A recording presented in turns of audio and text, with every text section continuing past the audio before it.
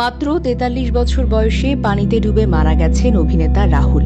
একজন অভিনেতার জন্য এটা কোনো বয়সই না, এটা তো আরো অনেক গল্প বলার সময়। কিন্তু সেই গল্পটাই হঠাৎ থেমে গেল রাহুল অরুণোদয়ের জীবনে। একটা সময় যখন মানুষ তাকে নতুনভাবে আবিষ্কার করছিল, যখন তার কণ্ঠ, তার ভাবনা, তার অভিনয় আবারও ছুঁয়ে যাচ্ছিল দর্শকদের হৃদয়, ঠিক তখনই হঠাৎ করে সবকিছু নিভে গেল এক নিঃশব্দ অন্ধকারে। তার যাত্রার শুরুটা ছিল স্বপ্নময়, চিরদিনই তুমি যে আমার, একটা সিনেমা যেটা শুধু একটা চলচ্চিত্র ছিল না, এটা ছিল এক প্রজন্মের অনুভূতি, ভালোবাসার এক নিঃশব্দ ভাষা।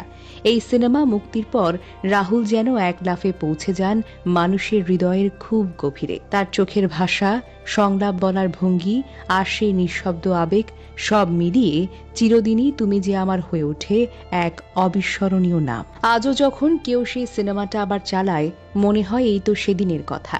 একটা আবেগ, একটা ভালোবাসা, একটা মায়া, বারবার দেখলেও যেন একটুও পুরনো লাগে না। অনেকেই বলে এই সিনেমা শুধু দেখা যায় না, এটা অনুভব করতে হয়। আর সেই অনুভূতির কেন্দ্রে ছিলেন রাহুল অরুণোদয়।